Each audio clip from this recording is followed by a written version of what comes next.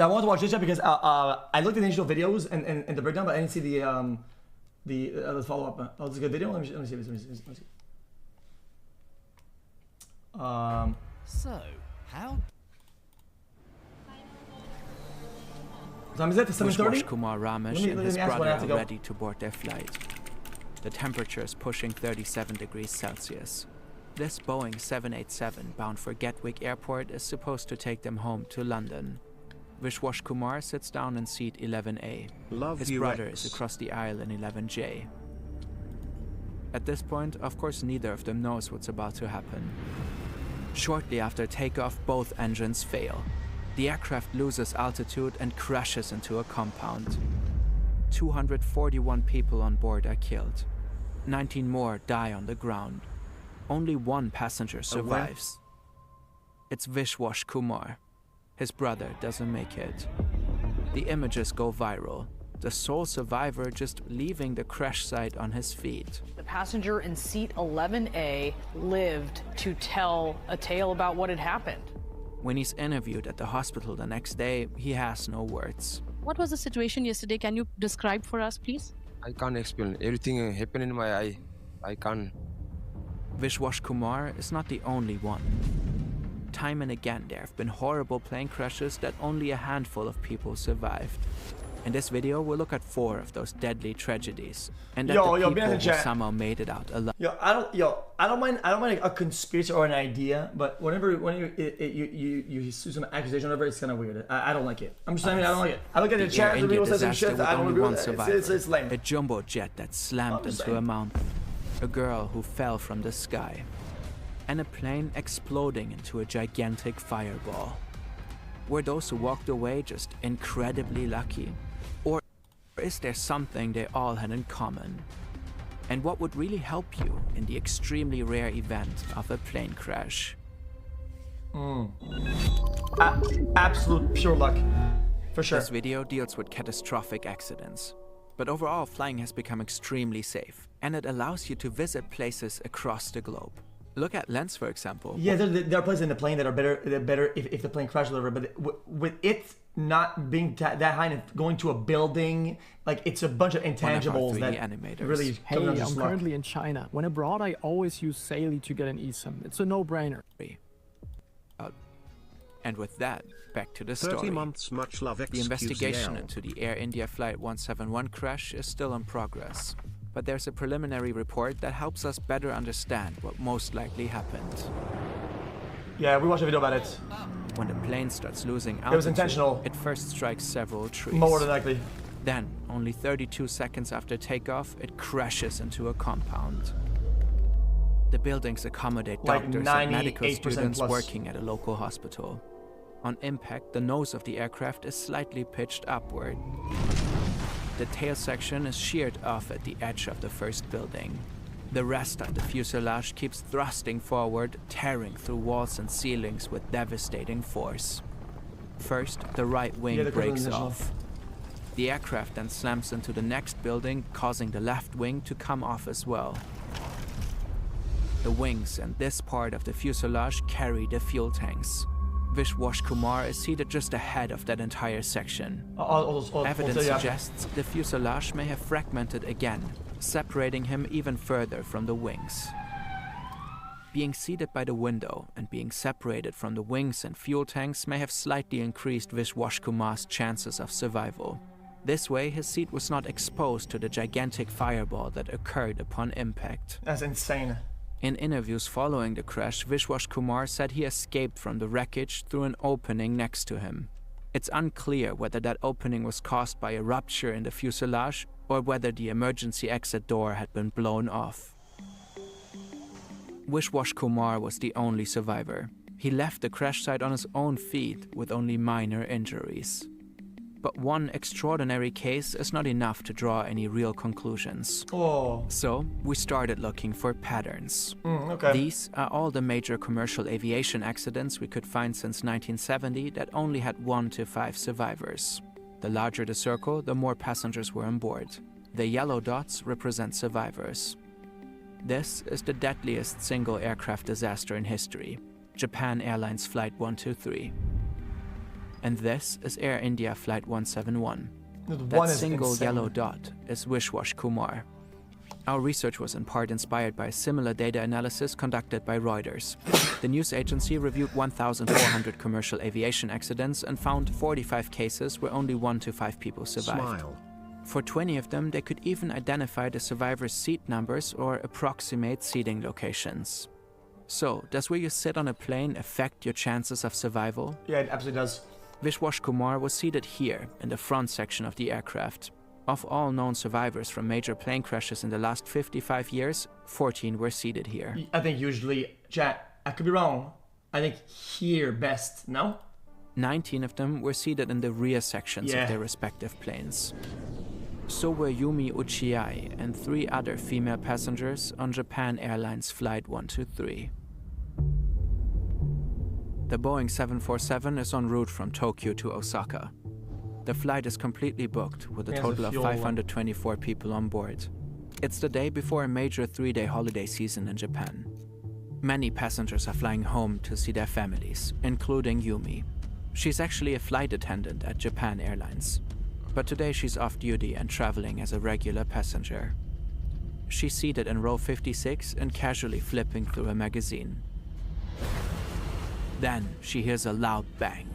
The cabin pressure drops. Oxygen masks fall from the ceiling. A large part of the jet's 10-meter tail fin has broken off. It will later be revealed that the plane's so-called pressure bulkhead was not repaired properly after a hard landing 7 years prior. Now that part breaks into several pieces and destroys critical control systems. From that moment on, the pilot can no longer control the plane. It starts climbing and descending on its own, while simultaneously rolling and yawing from side to side. Yumi gets up from her seat. She's trained for this and knows how to assist the crew. Chat. She shows passengers how... Chat, this might sound fucking insane. Hold on. What about a last resort system that everybody ties their ankles to some form of rope, whatever, and some side opens and every pair shoots together. To put on their oxygen masks and life vests and how to brace for potential impact. Many begin writing farewell notes to their loved ones. The flight attendants try to calm everyone down. 44 minutes after takeoff and 30 minutes after the initial bang, the nightmare comes to an end. Yumi is strapped back into her seat and assumes a brace position. The right wing and one of the engines strike a tree. The plane rolls over onto its back and slams into a mountain ridge. The crash site is here, deep in a remote mountain range in Ganma Prefecture. Wait, she survived that? The rescue teams don't arrive until 15 hours later. Trees and wreckage parts are still smoldering. Medics comb through what is left of the aircraft. Yumi will later say the screams of many other survivors kept her awake all night. But at some point, most of them went quiet. To this day, it's unclear how many people had initially survived the crash.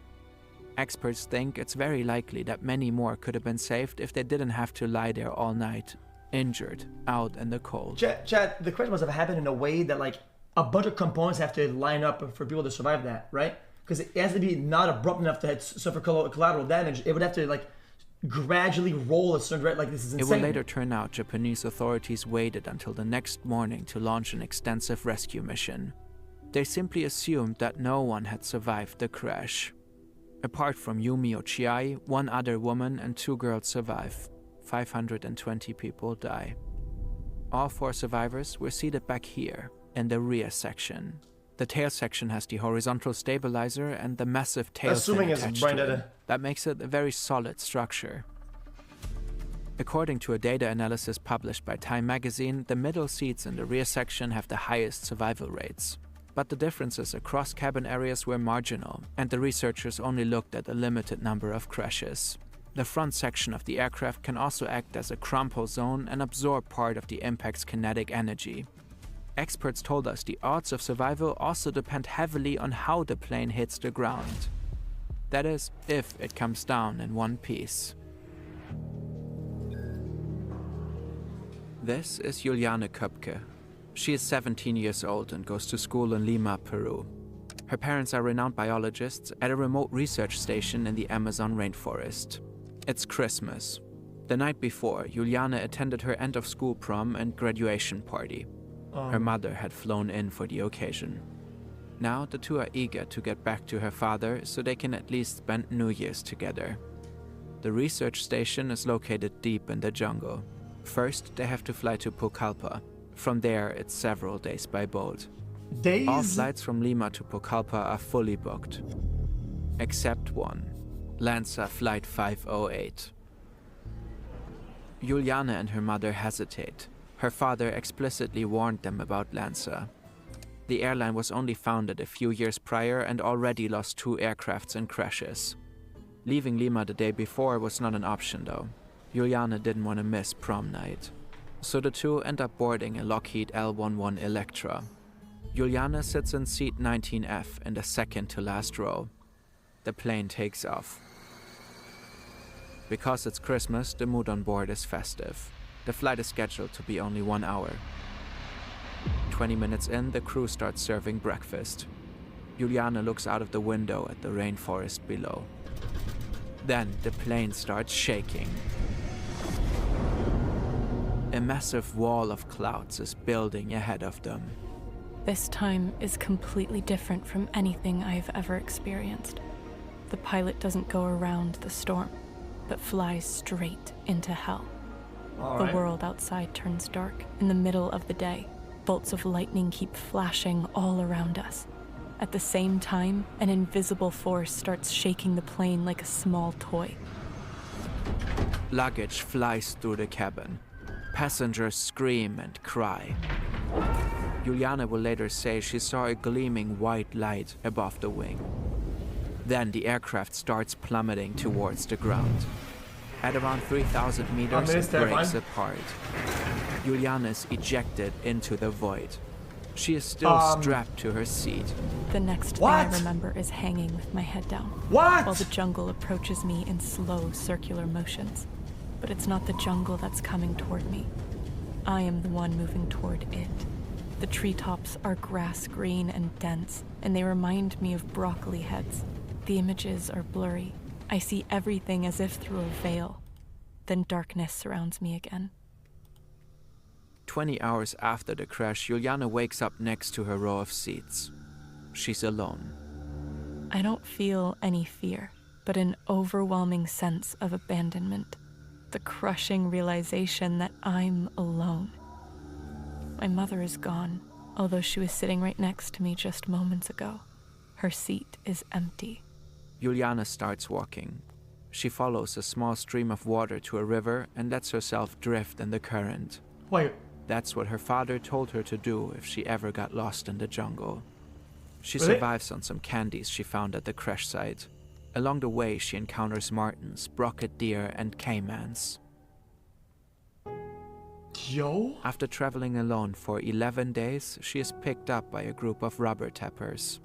She will never see her mother again. Juliana is the sole 11 days eating what? It's insane. Survivor among the 92 people on board. To this day, it's still largely unclear how she could fall from 3,000 meters and live to tell. She thinks she owes her life to a combination of 3 factors. 1. Storm clouds often have powerful updrafts beneath them. The vertical flow of air may have slowed Juliana's descent. 2. The row of seats she was strapped to may have acted like a parachute, like a rotating propeller that reduced the speed of her fall. 3. The entangled lianas of the rainforest may have formed a kind of natural safety net to cushion her impact. Chat, what if it got some crazy flip at the end that did some like reverse arc angle that you regained some form of, you know, like a curve up or whatever, you know what I mean? Like some crazy like motion. In this case, where she was seated most likely didn't matter. Reuters reached a similar conclusion. Survivors of aviation disasters usually come from every part of the aircraft. In some cases, the only survivors are seated at the very front, in the cockpit. For pilots, takeoff and landing are the most critical phases of any flight. That's when most accidents happen, partly because planes are more vulnerable to external factors during these moments. That's why aspiring pilots have to go through a rigorous selection process. Candidates first have to prove their resilience to extreme physical and mental stress. Then they face the airline's demanding recruitment tests. Only a few make it through the entire procedure. And after that come years of training. James Polhinky met all the requirements to enter the training. This morning he's serving as first officer on a Comair regional jet. The sun is not up yet. Polhinky has logged over 3,500 hours of flying time on this type of aircraft. Captain Jeffrey Clay has also spent thousands of hours in this exact type of cockpit. It's shortly before 6 a.m. 47 passengers board the flight to Atlanta. The pilots prepare for departure. Lexington Airport has 2 runways. Runway 22 for larger passenger jets and a shorter one for small private aircraft, runway 26. They intersect. To get to the long runway 22, pilots need to cross the shorter one.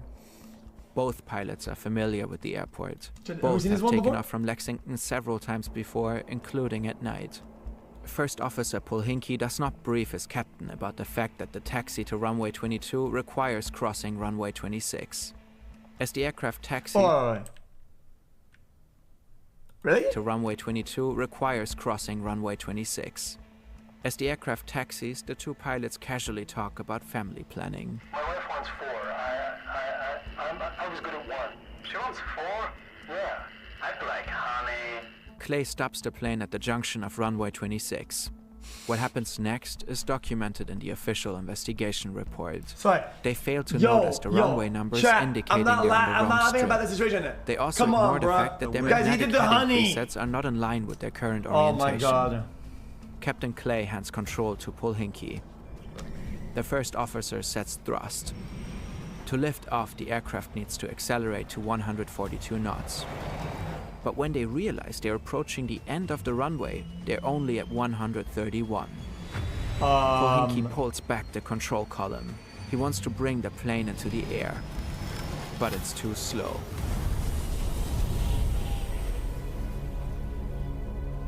A local police officer and a public security officer are the first to reach the crash site. They pull an unconscious man from the wreckage and rush him to the hospital. It's Polhinky. Shortly after, ambulances and fire crews arrive. The firefighters knock down most of the fire within 3 minutes. But it's too late. All 49 of the other people on board die at the scene. The crash is what you would call a perfect storm. The official report primarily places responsibility on the pilots for taxiing onto the wrong runway. From engine start to takeoff, pilots are only allowed to talk about the upcoming flight. The records show they ignored that rule. At the same time, the airport charts used by Comair were outdated, and the air traffic controller could have seen that the aircraft was lining up on the wrong runway if he had been looking out the tower cap windows. Yeah, but he had turned away. Yeah, actually, especially with flights, I think it's bad to like have some blame on like one party. Like, bro, there's so many people that have their hands on this. Like, come on, bro. To handle paperwork. The report also indicates that he was most likely fatigued at the time. The people that came on board the plane were my responsibility. They were mine and Captain Clay's responsibility. And if there's anything that I can say to the family members is that I'm sorry we made that mistake, because they lost their loved ones that day. And I just hope that God can give the family members some comfort, some peace, and some compassion so that their burden gets less as time goes on. The survival stories of James Polhinky, Juliana Köpke, Yumi... I'm trying to be sympathetic and nice, whatever, but I gotta be honest with you. When you have multiple points of failure, right? And it's all a small margin that is combined to a mistake, whatever, sure, right? But these guys, like, that margin is a lot thicker. Like, that mistake is like a big 40% chunk, him and the other guy, and then the rest, sure. But the biggest block is these guys. Uchiai and Vishwash Kumar Ramesh have very little in common. In crashes with only a handful of survivors, life or death is usually a matter of pure chance. But severe cases like these are absolute exceptions. Flying is actually the safest mode of transportation, and it's getting safer every year. The industry learns from every single accident. Regulations change, aircraft designs evolve, devices and mechanisms improve. The odds that your next flight will end in a forced landing or crash are extremely low. Chat, yes, I hate looking at these stats because there are shit like this, right? That happens, like, not commonly, but it happens, you know what I mean? So, like, you know, IT researcher like, this number is not, there's not enough zeros here, buddy. Day for 55,000 years to die in a plane crash. And even if you were to emergency land or crash, your chances of survival would still be very high. According to the US National Transportation Safety Board, more than 95% of all passengers involved in plane crashes survive. That figure includes emergency landings, crash landings, and these stats are always post-crash fucking bullshit. fires. Modern Useless. passenger aircraft are designed to be fully evacuated within 90 seconds, even if only half of the exits are usable. But it's still very important that you know how to act in a potential emergency. Many real-life evacuations take longer than necessary because passengers buddy, we watch plenty all the fucking time, man. Like, I'm just saying, I think in this scenario, it's just contextually bad. Or don't know what to do. So next time you're flying, pay attention to the crew security briefing and read the security card instructions, even if you're already familiar with both. Try to memorize the number of rows and directions to the nearest emergency exit. This would increase your chances of finding it if the cabin was filled with smoke. Some experts recommend booking a seat within 5 rows of any emergency exit. Also, make yourself familiar with the brace position for potential emergency landings. Controlled crash tests in the Mexican desert have shown that passengers in that position are less likely to suffer spinal cord or head injuries. Oh, wait, hold on. Huh? Passengers who were dummies bracing were less likely to suffer spinal cord or head injuries. Once the aircraft has landed, follow the crew's instructions and leave it as soon as possible. Do not take your hand luggage with you. There have been real... Simple. People should film these incidents, and anybody who has a bag with them, no-fly list on all planes. They never go in the air on any weight capacity, and at least mandatory jail time. Bang. As soon as possible. Bang. Do not take your hand luggage. These guys, all of them, jail. There have been real cases where people couldn't get out and burned to death because passengers in front of them were too busy. Chat, it's like trafficking. It's a compounding error. If the one guy takes his bag, right? Other guy, you compound this. Some guy is smoking inhalation smoke for like a whole minute and a half because of how many people there is. These people are dying out there. You're killing them. Struggling with their hand luggage. Fucking jail. If the aircraft lands on water, put on your life vest. But wait until you're outside before inflating it. Otherwise, it could block the way. If you want to be even better prepared for the absolute worst case scenario, wear sturdy shoes, stay sober, and pick the right clothes. Experts recommend wearing cotton or wool because synthetic fabrics like polyester can cause far more severe burns when they melt onto your skin.